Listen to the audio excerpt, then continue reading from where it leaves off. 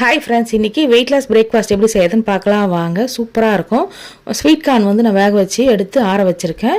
ஒரு பாத்திரத்தில் கொஞ்சமாக உப்பு, அப்புறம் கொஞ்சமாக வந்து தனி மிளகாய்த்தூள், கொஞ்சமாக சில்லி ஃப்ளேக்ஸ், கொஞ்சமாக வந்து பெப்பர் பொடி, அப்புறம் வந்து பார்த்திங்கன்னா பீஸா சீசனிங் இருந்தால் நீங்கள் சேர்த்துக்கலாம், எல்லாம் ஸ்கிப் பண்ணிவிடுங்க. இது சேர்க்கும் போது நல்லா ஒரு வாசனையோடு சூப்பராக இருக்கும். அதுக்கப்புறம் டொமேட்டோ கேச்சப் ஒரு ஸ்பூனு, 2 டேபிள் ஸ்பூன் அளவுக்கு வந்து பார்த்திங்கன்னா கெட்டி தயிர், இது எல்லாத்தையும் சேர்த்து நம்ம வந்து கொஞ்சமாக வந்து பார்த்திங்கன்னா குடமிளகா, அப்புறம் கொஞ்சமாக வந்து பொடியாக நறுக்கின வெங்காயத்தாள் அதுவும் இருந்தால் சேர்த்துங்க, எல்லாம் ஸ்கிப் பண்ணிக்கலாம். அதுக்கப்புறம் வந்து பார்த்திங்கன்னா வெங்காயம் தக்காளி இது ரெண்டுமே பொடியாக நறுக்கிட்டு அதையும் சேர்த்து நான் வந்து மிக்ஸ் பண்ணிக்கிறேன்.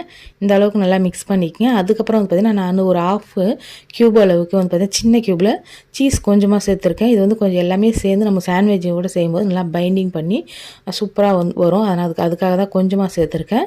அப்புறம் வந்து பார்த்திங்கன்னா ஸ்வீட் கார்ன் சேர்த்து நல்லா மிக்ஸ் பண்ணிவிட்டு நான் வீட் பிரெட் தான் இன்றைக்கி எடுத்திருக்கேன். ஏன்னா வெயிட் லாஸ் ரெசிபின்றதான் வீட் ப்ரெட்டுன்னு எடுத்திருக்கேன். நீங்கள் நார்மல் ப்ரெட்டு கூட வச்சு குழந்தைங்களுக்கு செஞ்சு கொடுக்கலாம்.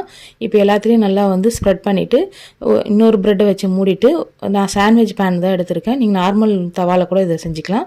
அதுக்கப்புறம் வந்து பார்த்திங்கன்னா கொஞ்சமாக பட்டர் சேர்த்து 2 பக்கமும் நல்லா வந்து டோஸ்ட் பண்ணி எடுக்கணும். இது மேலே ஒரு வெயிட் வச்சோம்னா நமக்கு அந்த சாண்ட்விச்சில் எப்படி செய்கிறோம் நம்ம டோஸ்டரில் அதே மாதிரி வந்து அந்த லைனில் விழுந்து சூப்பராக வரும்.